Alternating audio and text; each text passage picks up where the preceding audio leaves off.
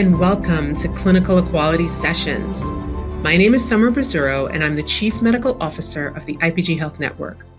We launched the Trial for Clinical Equality in 2020 during a time of much-needed reckoning about racial injustice. Our intent was to raise awareness about the low representation of Black Americans and Hispanic Americans in cancer clinical trials and the implications this has for their health outcomes. But the lack of diversity in clinical trials runs much further and deeper than we could have ever thought, beyond just cancer and a select few minority groups. For example, an evaluation of 9,000 clinical trials from 2000 to 2020 showed that 0% of clinical trial participants are Native American, yet they experience diabetes at the highest rate.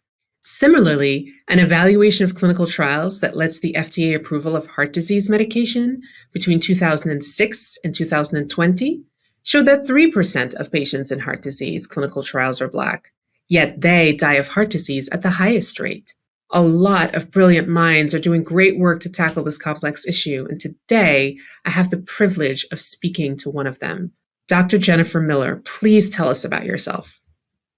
For those that don't know, I'm Jennifer Miller. I'm co-director of the program for biomedical ethics at Yale and an associate professor in internal medicine and biomedical informatics and data science at Yale School of Medicine. I'm also president of the nonprofit Bioethics International and director and founder of the Good Pharma Scorecard, which is an index that ranks pharmaceutical companies annually on their bioethics performance, which contains a suite of measures focused on diversity, equity, and fair inclusion in clinical research. What inspired you to focus on equity and inclusion in clinical trials?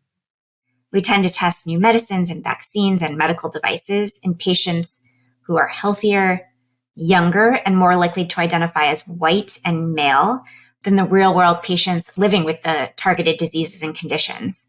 And so, interestingly, U.S. policy efforts have tried to fix this problem and address it for over 40 years, but they've had limited impact. And at the same time, research sponsors have also been investing heavily in trying to move the needle to advance better representation in research. But we have not moved the needle for most, if any, group in the last 10 years, for most, if not all, any disease area. And so that's why I decided to come in and see if we could move the needle on improving representation of demographic groups using the Good Pharma Scorecard, which is that index that ranks pharmaceutical companies annually on their bioethics performance.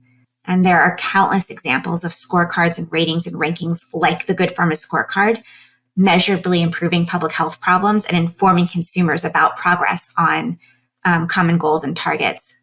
I'll just name a few, but you can think of the Flipper Seal of Approval, which was started in the 1980s, and it was on canned tuna. And what it did is it spurred the tuna fishing industry to adopt safer fishing practices, namely safer nets in tuna fishing that protected dolphin life. But maybe more material for everyone else is the restaurant hygiene grades, that A, B, or C that you see in the window of the restaurant when you walk through it. That was associated with significantly reducing foodborne illnesses and hospitalizations. But the list goes on. But basically, we wanted to try and build that type of program and use it to address clinical trial diversity. Diversity in clinical trials is ostensibly a complex and multifaceted issue. How does the lack of diversity in clinical trials impact science and the healthcare system? So I published an article in the Journal of Medical Ethics explaining why clinical trial diversity is so important, along with colleagues Tanvi Varma and Kamara Jones and others. And essentially, we talked about three key reasons. The first one is for the generalizability of clinical trial results to all populations, not just certain populations. Clinical trial diversity is essential to identify any effects on drug safety or efficacy that might be associated with or occurring more frequently across different populations. So in order to see these differences for different populations, they have to be included in the clinical trial. And the second reason clinical trial diversity is so important is so that everyone has a fair opportunity to benefit from clinical research, whether it's being represented in the medical evidence available to guide prescribing and use of new medical products, or it's a fair opportunity to access an experimental therapy in the context of a clinical trial. There was a heart-wrenching case of an older adult who had exhausted all other treatment options and was around, age 66, but couldn't qualify for a clinical trial. And then the last reason is for trust. There have been a few studies recently published that show when racial and ethnic minoritized patients are underrepresented in a trial, they tend to find trial evidence less relevant for their care, are less likely to believe a drug will be effective for them, and here's the kicker, are less likely to be prescribed or use a medicine. What was fascinating about this study was that when the clinical trial is more racially representative, these trust gaps close. I have some of the same conclusions that you do, Jennifer. And according to data published in the National Academy of Sciences in 2022, the lack of representation in clinical trials, first of all, compromises generalizability of the clinical research findings, right, to the entire population.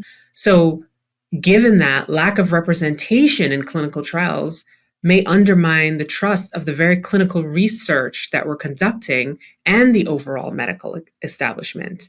I've also heard of the studies that you talked about.